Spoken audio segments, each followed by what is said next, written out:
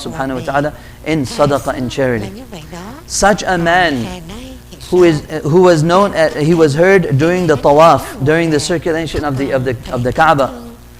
As he's doing his tawaf, one dua is coming from his mouth. One dua, Allahumma qini shuhha nafsi. Allahumma qini shuhha nafsi. Oh Allah, save me from my own greed. Save me from the greed of myself. Right?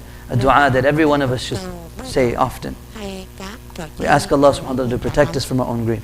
So, this is something that is serious. Every one of us should be conscious of and should realize that this is something I need to work on. So what to do? First and foremost, we make the niyyah, the intention. Any good deed you do, before you do it, you make niyyah.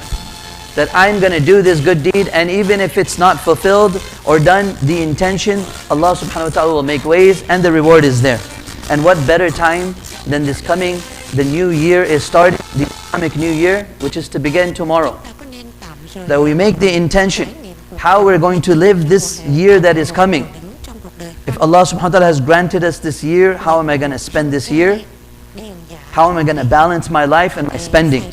How am I going to deal with this issue along with many other issues that are a test in this life? The first thing, the cure, when you look at something, the disease, you look at the opposite, al-qana'ah, to be content. Content with what you have, with what you own. And that making sure that you don't take more than you need. Yes, alhamdulillah, we have the technology today, we have so much to our reach, but as much as you need. Yes, alhamdulillah, you want to use the newest phone, great. Having 4 or 5 of them, there is no need for that. Having more than you need is going to become a problem. Then you have issues, people become hoarders, people start to have, they just want to start gathering, and that leads to more and more greed and more filth in the heart. So to be content with what you have, to be happy, to have what you need, to eat as much as you need, to sleep as much as you need, to own as much as you need. Right? There was a story of recently, Mufti Abdul Rahman ibn Mangira, he mentioned the story in England. Man in India was driving a rickshaw, he's a rickshaw driver, and a lady, he was his customer, that day, at the end of the day, he noticed she left her purse. He checked the purse, there's gold, there's about 70,000-80,000 rupees, which is probably not too much here, but that's a lot of money there. And so, takes it home, and the wife is like, oh my goodness, what is this? You return it as soon as possible. Imagine what she's going through. Imagine what her husband must be telling her to do, and this is what her response was. And her husband said, yes, I will return it tomorrow, it's too late tonight. He goes back to the main station, and he gives his number out. If anybody comes for a purse, let them come to me. A few days later, the lady comes. She comes to retrieve her belonging, and she sees this man who is shabby clothing, and his place is very small place, and he seems like he is in need. So she insists, please take as much as you want from here. She wants to give. He's saying, I did this for the sake of Allah. This was my duty. That's all I needed to do. The sister was not Muslim. So, she kept, and she tried to give his kids and became upset. What are you doing? We generally, we do not need.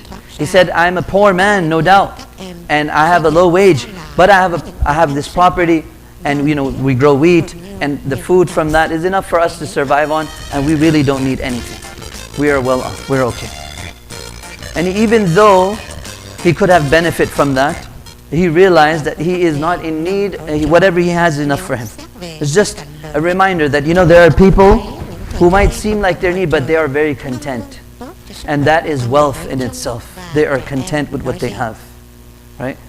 So, the next point is that Allah subhanahu wa ta'ala is the distributor. Allah subhanahu wa ta'ala is the one who gives. And He gives to some much, He gives to some very little. And that is His hikmah and His wisdom. So if sometimes it's very difficult for you to gain a lot, if you are trying and sometimes it's just not working out, this is from Allah subhanahu wa ta'ala, this is for your betterment. This is better for you in the long run. And we need to understand that. And it is greed that is basically saying you want more and you need more than your share, than what you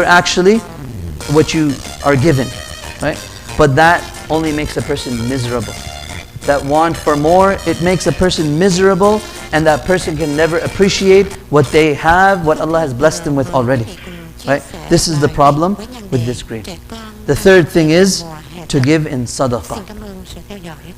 And I'll conclude with this, that one of the hadith, أفضل الصدقة جهد المقل, that one of the greatest charity is that to give when one is in need and struggling themselves, right?